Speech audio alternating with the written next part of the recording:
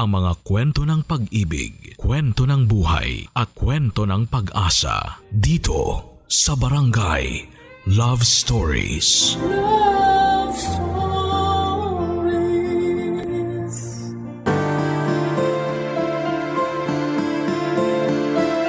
May mga katagang mahirap bigkasin sa harap ng mga minamahal natin. May mga bagay din na hindi na kailangan pang sabihin dahil sapat nang idaan ito sa lambing. Ikaw kabarangay, anong damdamin ang sahagod mo na lamang ipinaparating? Dear Papa Dudut, isang pagbati po sa inyo at sa mga libo-libo ninyong tagapakinig sa radyo. Ganon din po sa mga nag-aabang sa live ninyo sa Facebook sa Barangay LS. Tawagin niyo na lamang po ako sa palayaw kong Lani, 34 years old at tubong Los Baños, Laguna. May asawa at 2 anak na rin. 9 years old na yung panganay kong lalaki at 7 years old naman yung bunso kong babae. Ang experience ko pong ibabahagi sa inyo ay nagsimula nang magretiro sa trabaho yung biyanang kong babae. Lumaki ako sa poder ng lolo at lola ko sa mother side dahil maaga akong naulila sa mga magulang. Yun siguro ang naging dahilan kaya noong magkaasawa ko ay naging malapit ako sa biyanang kong si Nanay Karing. 61 anyos na siya at dating teacher sa elementarya dito sa amin sa Laguna. Simula nung mabalo siya 6 years ago ay pag-aalaga na lamang ng mga halaman ng kinakahiligan niya. Kaya noong mag-pandemic ay yun na rin ang naging libangan niya, Papa Dudut. Lalo at nauso noon yung bansag na plantito at plantita sa mga mahilig maghalaman. Ilang buwan din kaming hindi nakabisita sa kanya dahil sa lockdown. Kaya nung hindi na gaanong mahigpit sa COVID-19 protocols ay dinalasan na namin ang pagdalaw sa kanya. Minsan ay para na rin ihatid sa kanya yung mga padala ng asawa ko na nasa Saudi. Madalas din kaming magkita doon ni Ate Belen na panganay na kapatid ng asawa ko. Sa isang purok lang kasi kami nakatira at walking distance lamang ang mga bahay namin sa biyanan ko. Noong tumigil sa pagtuturo si Nanay Karing ay palagi na siyang sinusundo ni Ate Belen para magbantay sa 2 anak nito sa bago nitong kinakasama. May pwesto kasi sila na tindahan ng karne sa palengke, kaya walang naiiwan sa 2 bata noong panahong yon, Papa Dudut.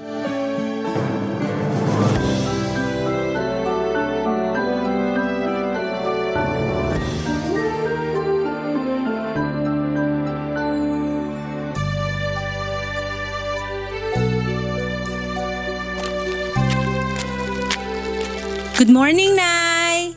Good morning din. Mukhang busy po kayo dyan sa mga halaman nyo Oo, alam mo namang ito na lang yung libangan ko. Eto nga't kailangan ko pang umupo dito sa bangkito habang nag-aasikaso ng halaman. Para naman hindi masyadong sumakit tong likod ko. Naku, tama na muna po yan, Nay. Tara na po sa kubo para makita nyo tong mga dala ko. Sige, sandali lang. Tatayo lang ako para doon na tayo mag-usap. Sige po. Ay. Ang aga mo yata bumisita. Lapad pa ng ngiti mo. Ano bang meron? Kasi po excited na akong ibigay itong mga padala ni Jero na sabon sa inyo. Tsaka may sorpresa din kasi ko sa inyo, Nay. Kaya dali na po, upo na kayo dito sa tabi ko. Eto na, uupo na. Ay, hirap na talagang umupo pag nagkakaedad na. Ano bang sorpresa yon? Nanalo ka ba sa wedding? Nay naman, hindi naman po ako tumataya sa wedding Ay, sandali lang po at kukunin ko yung sorpresa ko. Dito ko lang po lalabas lang ako saglit. Ay, yung batang yun talaga. May pasorpresa pa sa akin wala namang okasyon. Teka, ano ba tong laman ng mga plastic na dala niya? Tingnan ko nga. Naku, puro sabon nga lang pala yung laman nito. Nay, ito na po yung sinasabi kong sorpresa ko sa inyo. Wow! Ang cute naman ng tuta na yan. Buti hindi nakawala.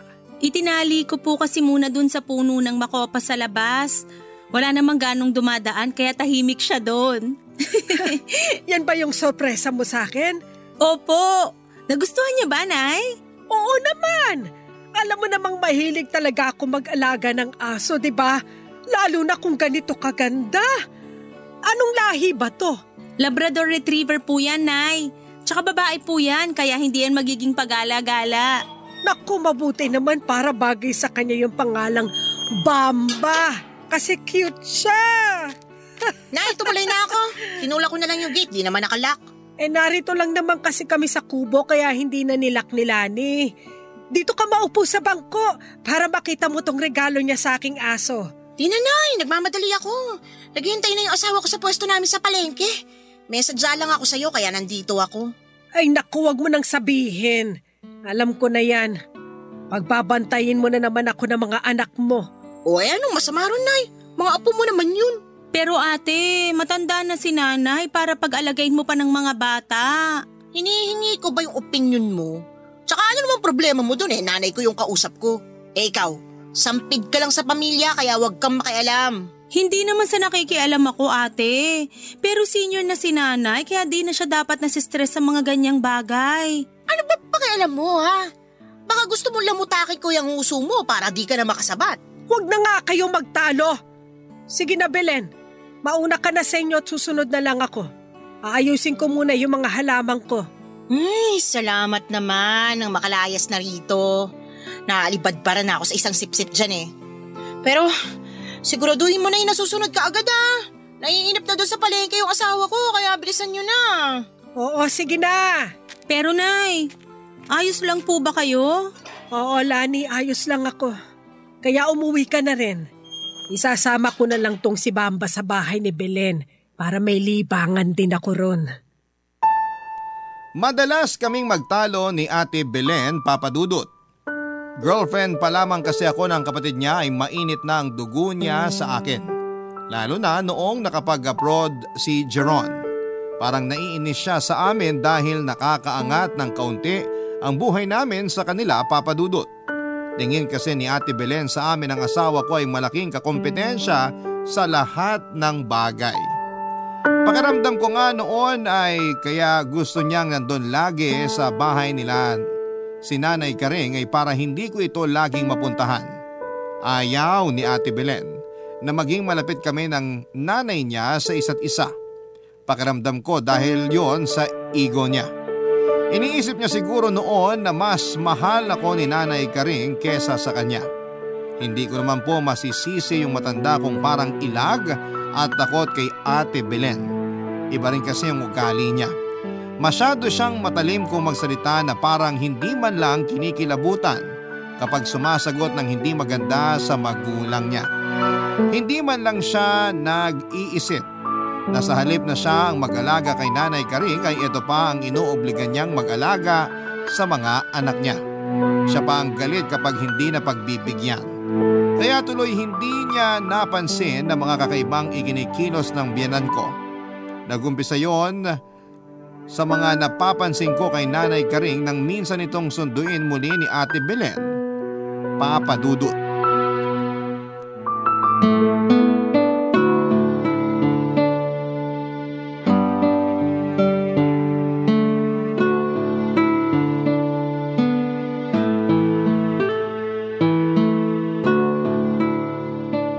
Ano ba yan, Nay? Ibaba nyo na muna po si Bamba para makita nyo tong mga dala ko. Hindi na po tuta yan para karagahin nyo pa. Naku, kayo rin po yung mahihirapan. O siya, ito ibababa ko na.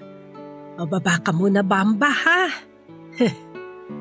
Nakakatuwa naman kasi si Bamba. Abay parang bata akong maglambing. Para tuloy ako nagkaanak uli. Buti naman po nagkakasundo kayo niyang alaga nyo. Ay, sinabi mo pa.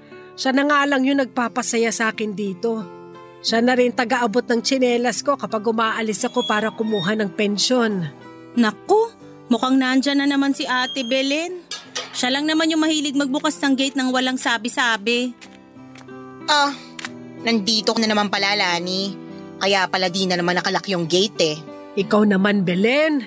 Maliwanag pa naman kaya ayos lang na hindi mo na isara yun. Tsaka ayaw mo na nakapasok ka kaagad. Oo, Nanay. Yang manugang nyo naman palagi yung magaling sa inyo eh. Para yun lang sinabi ko, nakadepensa agad kayo dyan. Ikaw naman kasi ate, kaya aga-aga ang init ng ulo mo. Ano na naman ba ang kailangan mo kay nanay? Sa'yo na ba dapat unang ipaalam ngayon kung anong kailangan ko sa nanay ko? Hindi yata ako nasabihan na kailangan ko pa palang magpaalam sa'yo bago ko masundo si nanay. Naku, Belen, kung pagbabantayin mo na naman ako sa makukulit mong anak, eh ayoko na. Pagkatapos nyo magpakasarap ng lalaki mo, ako yung pahihirapan nyo mag-alaga sa mga anak nyo. Kung makapagsalita naman kayo, Nay, parang di nyo mga apo yung inaalagaan nyo ah. Ayoko na nga! Ayoko! Lani, sabihin mo nga sa kanya na ayoko. Ang OA nyo naman, Nay. Pinakikiusapan ko lang kayong bantayan saglit yung mga anak ko. Naninigaw na kayo agad. Hindi OA si nanay, ate. Kinukulit mo lang kasi kahit na ayaw sumama sa'yo. Tumahimik ka nga dyan, Lani. Sabat ka ng sabat. Isa pa tong asong to. Dapat dito sinisipa eh. Ay! Ate naman! Kailangan mo pa bang sipain yung aso? Nakakainis eh. Tinatahulan ako. Tsaka ano bang pakialam mo kung sipain ko yan? Naiinggit ka siguro, no? Gusto mo sipain din kita? Napakabarong bata mo talaga! Pati aso ko pinagdiskitahan mo pa! Kung makareact naman kayo, aso lang yan. Hindi yan basta aso lang, te. Alaga yan ni nanay. Yan lang kasama niya dito sa bahay. Wala akong pakialam. Ay, makaalis na nga lang. Pero bago ko makalimutan, akin na lang itong mga sabon at pabango dito sa lamesa ha. Para naman di masayang yung pagpunta ko rito. Huwag mo ng kurso na dahin yan, ate. Bigay yan ni Jeron kay nanay. Tsaka meron ka rin naman yan ah. Ano namang masama kung kinuha ko tong iba? Pinaghirapan naman to ng kapatid ko kaya tumahimik ka na dyan.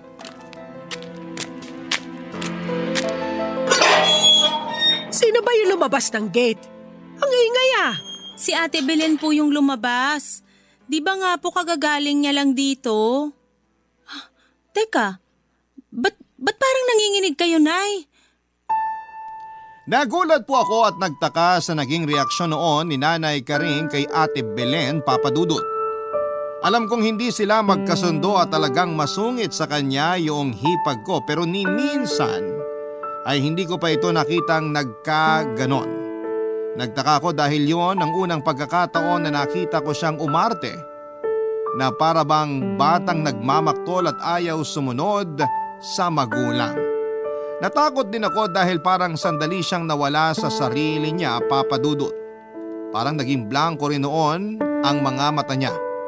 Napansin ko rin noon na medyo nanginginig siya habang nakatingin sa gate. Yun bang parang natatakot siya noon na baka bumalik kung sino man yung nakita niyang lumabas doon.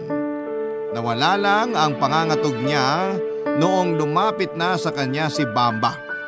Para itong isang bata na pilit na kino-comfort si Nanay Karing. Dinilaan po siya nito sa mukha at saka ikiniskis yung katawan nito sa kanya na parang batang naglalambing. Siguro'y nararamdaman din ng aso kung ano ang nararamdaman ni Nanay Karing noon. Parang alam din ni Bamba na may kakaibang nangyayari noon sa matanda.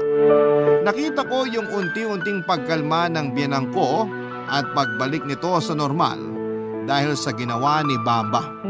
Naging kalmado uli ito at bumalik sa normal habang hinahaplos yung aso. Dahil sa mga nakita kong yon ay nagduda ako kay Ate Belen. Pumasok sa isipan ko na baka may ginagawa siyang hindi maganda kay Nanay Karing kapag walang ibang nakakakita sa kanya ng mga panahong yon. Papadudut. Barangay Love Stories. Barangay Love Stories. Papadudot, nagduda ako noon na baka hindi maayos ang pagtrato ni Ate Belen kay Nanay Karing tuwing nasa bahay niya ito at nagbabantay sa mga anak niya. Yun ang unang pumasok sa isipan ko dahil sa nakita kong reaksyon ni Nanay Karing sa nangyari ng umagang yon. Matindi kasi ang pagtangging ginawa nito na para bang may kinakatakutan nito sa muling pagsama sa panganay niyang anak. Pero sa tuwing tinatanong ko naman si Nanay Karing kung kumusta ang pagtrato ni Ate Belen sa kanya, lalo na kapag nagbabantay siya sa mga anak nito ay wala naman siyang sinasabi. Kaya naisip ko na lamang na siguro ay nagwo-worry lang siya na baka magsumbong ako sa asawa ko. Kaya pinagtatakpan niya ang panganay niyang anak. Ayaw niya lang siguro na mag-alala pa ang bunso niya at magalit pa sa kapatid nito. Pero mula noon ay mas dinalasan ko na lamang ang pagdalaw sa kanya. Lalo na sa umaga dahil yun ang oras na madalas siyang sunduin ni Ate Belen Papadudot. Pero isang tanghali po noon ay nalaman ko na nasa bahay na naman ni Ate Belen ang biyanang ko. Dahil nga duda ako sa hipag ko ay pumunta ako sa bahay nito para kumustahin si Nanay Karing. Pero hindi ako makapaniwala sa naabutan ko doon. Parang bigla na lamang kumulo ang dugo ko sa mga nakita ko sa bakuran mismo ni Ate Belen Papadudot.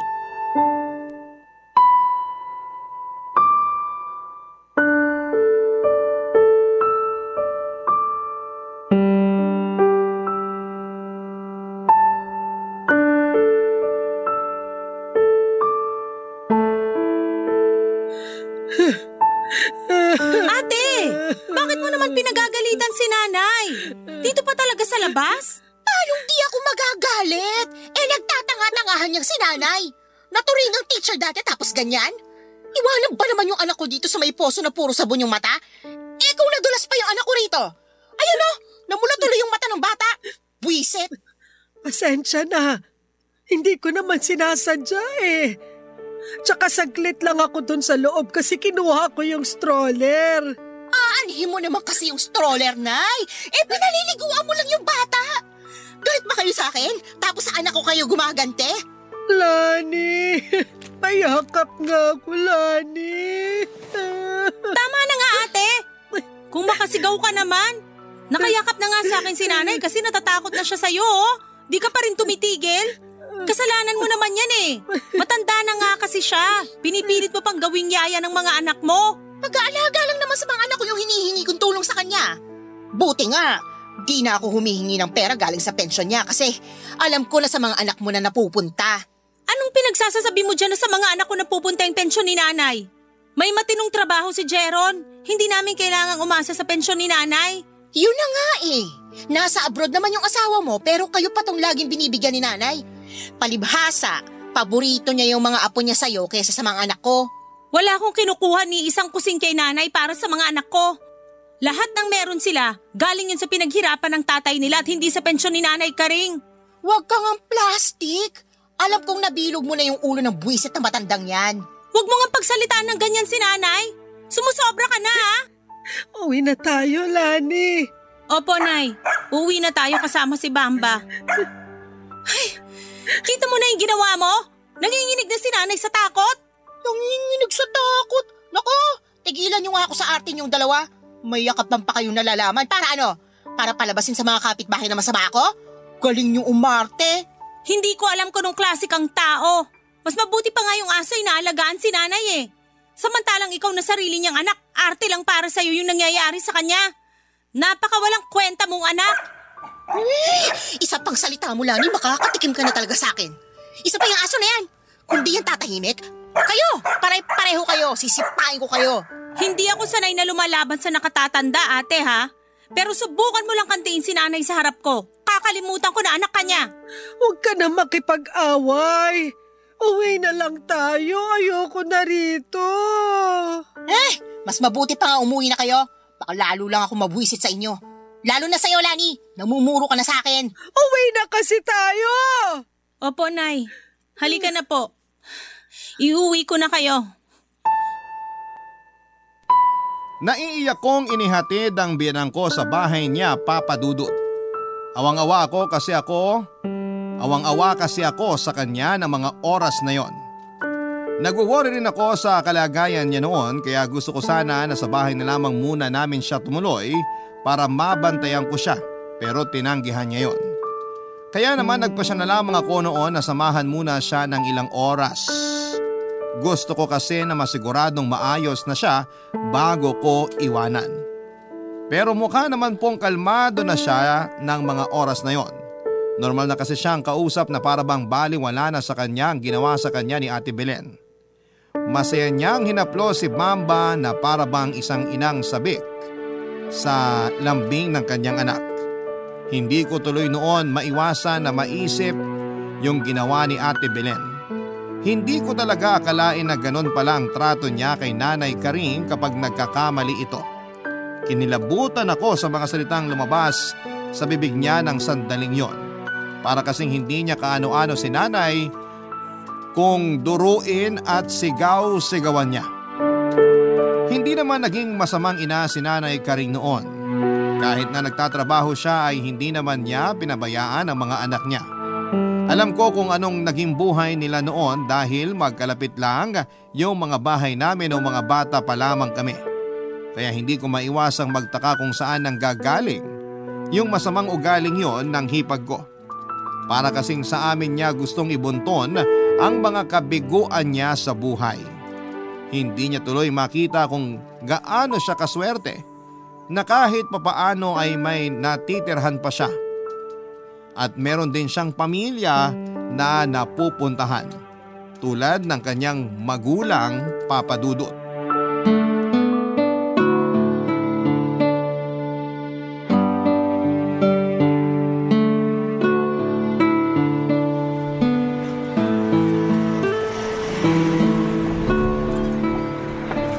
Nay, nandyan po ba kayo? Bukas po tong gate nyo. Tutuloy na po ako, ha?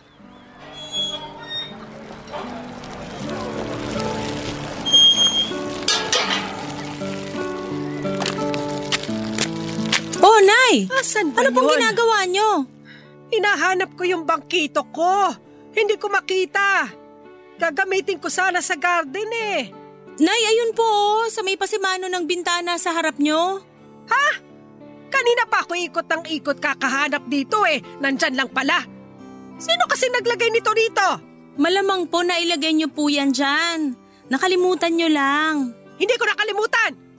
Hindi ko lang nakita kasi malabo na mga mata ko. Eh ano nga palang sadya mo? Binilan po kasi kita ng vitamins tsaka groceries, Nay. Meron din po akong biniling gatas dito tsaka oatmeal para sa inyo. Sabi kasi ni Jeron, ibili ko na kayo ng groceries para di na kayo mapagod pumunta sa bayan. Naku, salamat! Ang dami naman itong pinamili mo. Sakto lang po yan para sa 1 linggo niyong budget, Nay. Ay, siya nga po pala. May binili rin ako para kay Bamba. Ay, meron pa para sa aso ko? Ang bait mo talaga. Sana nga pala nagtatrabaho yung asawa mo? Parang matagal ko na yun hindi nakikitang pumupunta rito ha. Si Nanay naman. Paano po kayo madadalaw dito ni Jeron? 3 taon na po siyang nasa Saudi. Ganun ba? Ang tagal na palang nasa abroad ng bunso ko. Matagal na nga po siya sa abroad pero nakalimutan niyo po. Hindi ko nakalimutan. Kayo yung makakalimutin. Kasi hindi kayo nagpaalam na mag-a-abroad si Jeron. Sorry po, Nay. Sige na, hindi niyo na po nakalimutan. Ay, siya nga pala. Ipapakita ko sa iyo yung aso. Ando lang yun sa kubo kanina natutulog. Naku, matutuwa ka doon sa aso kong yun. Napakatalino na at napakalambing pa. Marunong utusan yon. Ha? Si Bamba po ba? Paano mo nalaman ang pangalan ng aso ko? Kasi po, Nay, ako po nagbigay nun sa'yo. Di niyo na po ba naaalala? Hindi Regalo sa akin ng Tatay Jerry mo si Bamba nung naliligaw pa lang siya sa akin. Talaga po, Nay? Binigyan din po kayo ni Tatay Jerry ng aso nun? Aba, oo naman. Ang sweet ng Tatay Jerry mo eh. Uy, si Nanay. Kinikilig pag naaalala si Tatay. Naku, syempre. Asawa ko yun eh. Kahit matagal na siyang wala, hindi naman masama na maalala ko siya kasi mabuti siyang asawa nung nabubuhay pa. Ikaw din. Dapat ganun ka kay Jeron. Huwag mo siyang kalilimutan kahit nasa malayo siya. Oo naman po, Nay. Napakabait din po kaya ng anak niyo. Manang-mana po kay Tatay Jerry. Siyempre, anak ko yun eh. Siya nga pala. Alam mo mo bang gusto kunin ng bruha na laging pumupunta rito si Bamba ko? Bakit niya raw po kukunin si Bamba? Ewan ko. Galit siya kay Bamba ko. Grabe naman po yun. Sino po ba yung bruha na yun, Nay? Sino pa? E di yung masungit na babae na nangaaway lagi sa akin.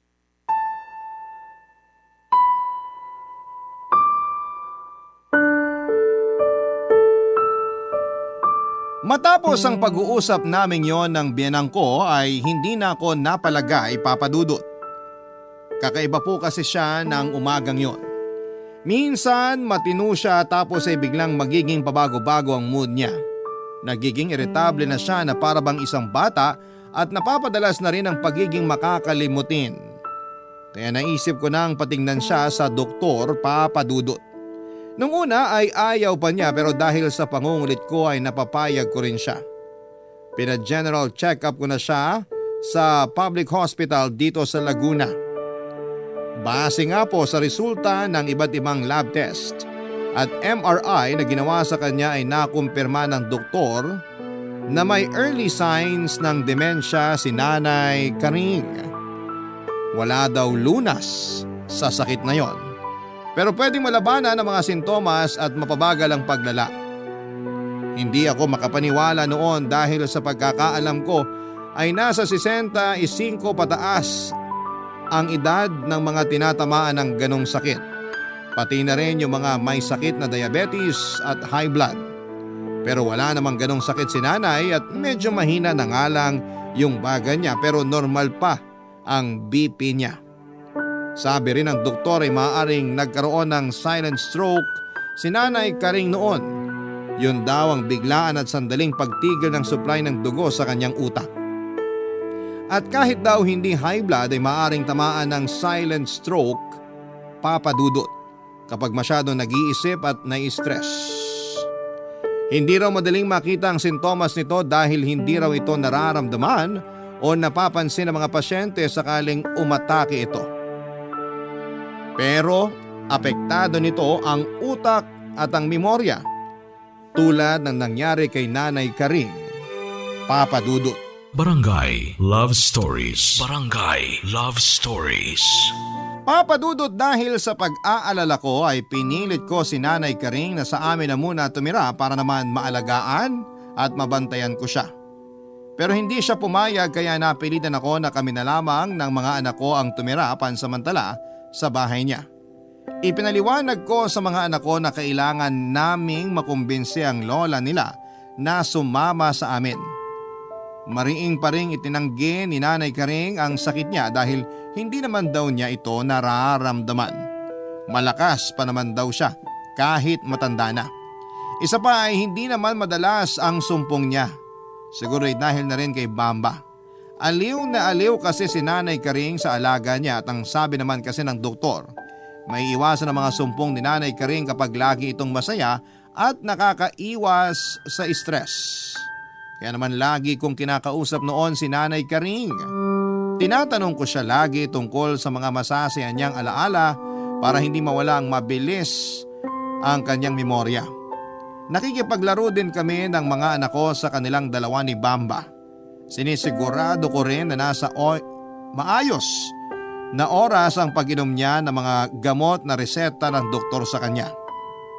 Madalas ko ring ipakausap sa kanya sa video call ang asawa ko para hindi niya rin po ito makalimutan.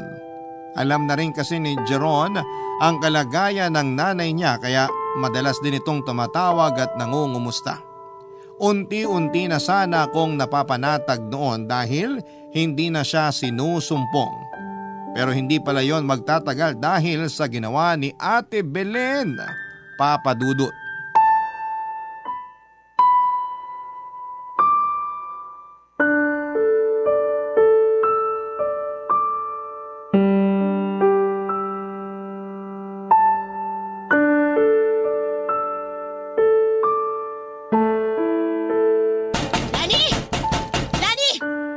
Sino ba yung sigaw ng sigaw sa labas? Buksan mo itong gate kundi babatuhin ko So pa naman, dyan. kinakalapag na yung gate natin eh. Opo, sandali lang. Lalabas na po ako. Mabuti naman at lumabas ka na. Buksan mo na itong gate. Eto na, bubuksan na. Gabing-gabi na kasi nabubulahaw ka pa. Tulog na yung mga anak ko magigising pa dahil sa'yo. Ayan, bukas na, pumasok ka na. Ay, talagang papasok na ako. Pero sisipain ko lang muna tong buwisit na asong to. Ay, ingay mo, Tama na buwisit ate, ka. ano ba? Nagpunta ka na naman ba dito para manggulo? Pati aso pinagdidiskitahan mo pa. Ayan, tumakbo na tuloy palabas ng gate si Bamba. Si Bamba? Lumabas ng gate yung aso ko? Huwag na po kayong mag-alala, Nay. Babalik din po yun. Huwag na po kayong lumabas dyan sa bahay kasi umaambon na. Ako na pong bahala kay Bamba. Hindi! Lalabas ako dyan!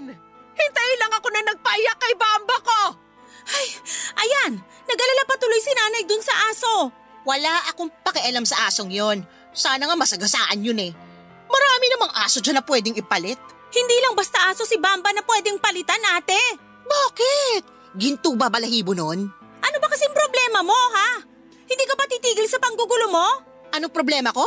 Ikaw! Ikaw yung problema ko at hindi kita titigilan hanggat di ka tumitigil sa kakasipsip mo sa nanay ko para makuha mo lahat ng gusto mo. Anong ibig mong sabihing makuha lahat ng gusto ko? Wala akong gusto kundi masiguro na maayos yung kalagayan ni Nanay dito. Hindi pagsisipsip yon kundi pagmamalasakit. Malasakit? Huwag mo nga akong pinaglololo kung intrimidida ka. Tigilan mo na yung pagpapanggap mo na kunwari anghel ka kasi alam ko naman yung motibo mo. Wala akong ibang motibo sa ginagawa ko. Anong wala? Dito ka na nga tumira para masigurado mo na sa inyo ni Jeron mapupunta lahat ng naipundar ng mga magulang namin. Ang galing mo rin ano? Kayo na nga yung nagpapakasasa sa pensyon ni nanay, pati tong bahay at lupa gusto mo pang makuha. Hindi totoo yan! Lani, asa na si Bamba? Andyan lang po yun, Nay. Ako na po magpapasok sa kanya mamaya. Narito ka pala. Ikaw siguro yung umaway kay Bamba. Ha?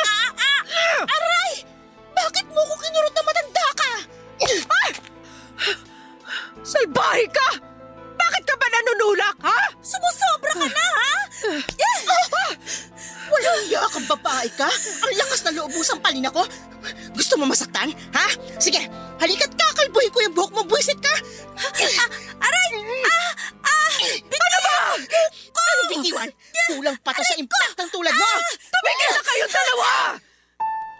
At nauwi na nga sa sabunutan ng pagtatalo namin yon ni Ate Belen Papadudut. Hindi tuloy namin namalayan na nakaalis na si Nanay Karing. Sinundan kasi nito sa kalsada si Bamba at halos mabingi ako sa lakas ng kabog ng dibdib ko dahil sa sobrang pag-aalala ng mga oras na yon. Hindi pa naman pwedeng i-report na missing person si Nanay Karing dahil wala pang 24 oras itong nawawala ng panahon na yon. Kaya naman napagpasyahan ko na ako na lamang muna ang maghanap kay Nanay at hindi ko talaga naiwasang hindi matakot dahil nga alam ko na sinusumpong na naman siya, si Nanay Karing ng sakit niya. Nag-alala ako na baka kung mapano siya sa daanan lalo na't lumakas pa noon ng ulan. Hindi kakayanin ng konsensya ko kung may mangyayaring hindi maganda sa biyanan ko ng mga sandaling yon. Hindi ko rin noon alam kung paano ipapaliwanag sa asawa ko ang mga nangyari. Umarkila ako noon ng tricycle para magbaka sakaling makita pa namin siya sa daanan. Kasama ko noon ang panganay na anak ko, Papa Dudut, sa paghahanap kay Nanay Karing. Panay po ang dasal namin na sana ay tama yung direksyon na tinutumbok namin. Mabuti na lamang at nakita rin namin si Nanay nang matanglawan siya ng ilaw mula sa tricycle na sinasakyan namin ng oras na yon. At halos madurog ang puso ko nang makita namin siya. Basang-basa kasi siya at nangangatog pa habang nakaupo sa may damuhan. Humihikbi siya at paulit-ulit na tinatawag si Bamba. Hindi ko na rin papadudot na pigilan noon ang sarili ko. Mahigpit ko siyang niyakap habang umiiyak at agad na inuwi para mabihisan, Papa Dudut.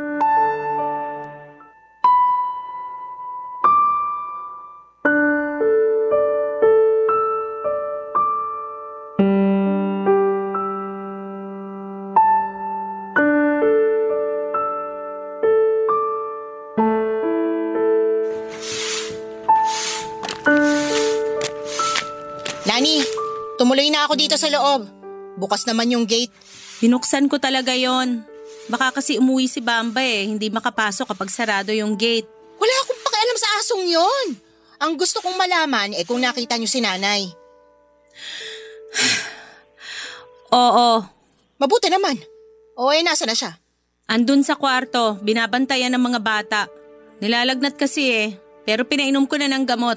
Ano ba kasi nangyari doon kay nanay ha? Ba't parang bigla yatang nagkatoyo kagabi? Tinatanong mo pa?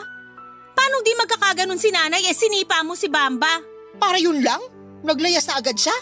Daig pa niya yung abnormal Hindi na nga normal si nanay ate. Kasi may sakit na siya. May sakit si nanay? Boba ka pala Ba't ngayon mo lang sinabi?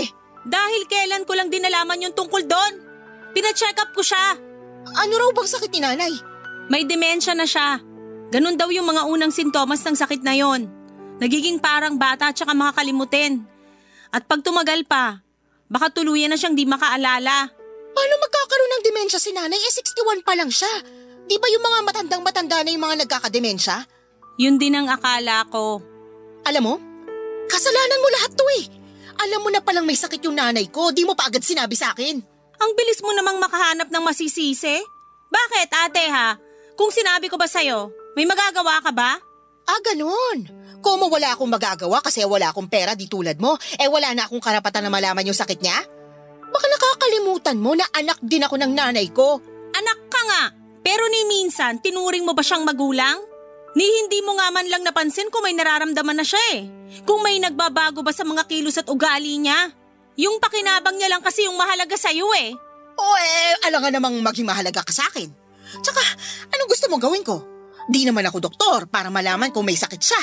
Di rin ako manghuhula para mahulaan kung may nararamdaman siya sa katawan niya.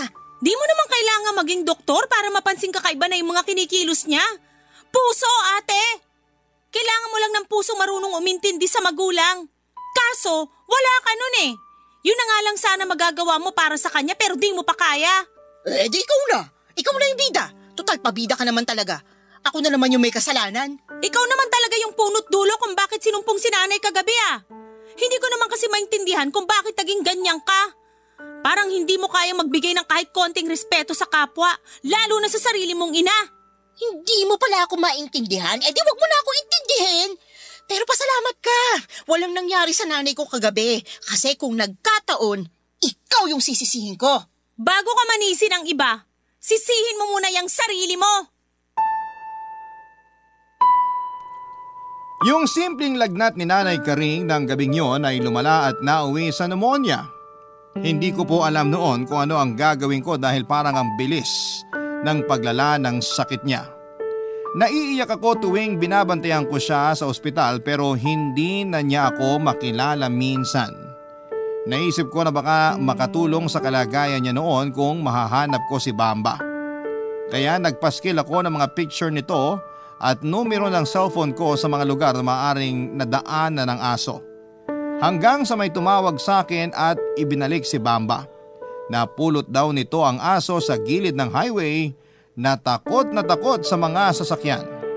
Isa na uli nito si Bamba dahil hindi rin naman daw ito kumakain at ilang araw nang nananamlay. Pero nang mauwi ko si Bamba ay halos hindi pa rin po ito kumakain.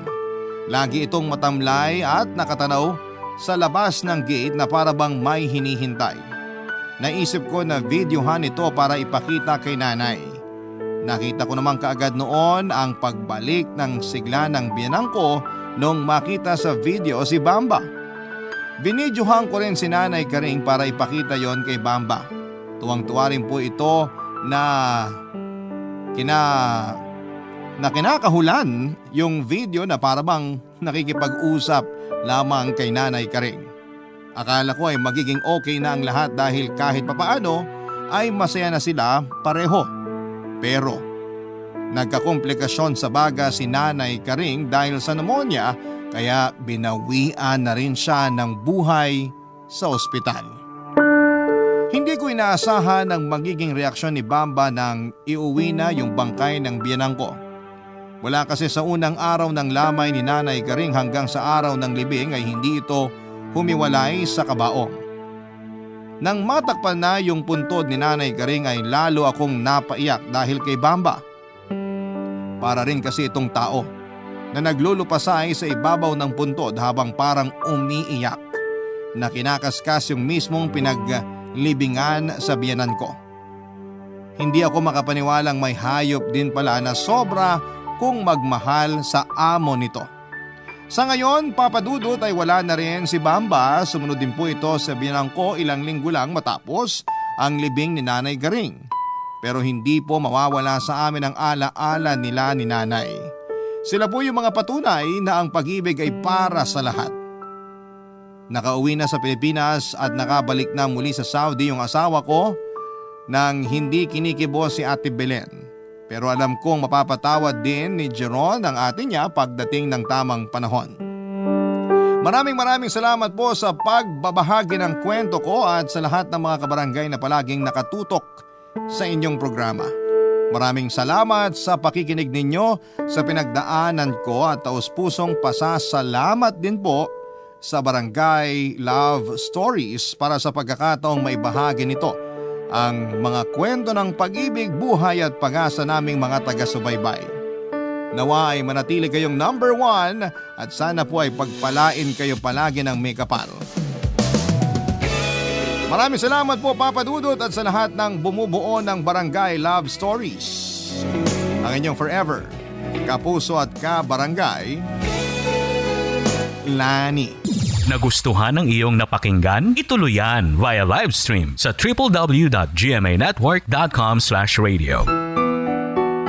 Barangay LS. In Mega Manila, 97.1. Forever.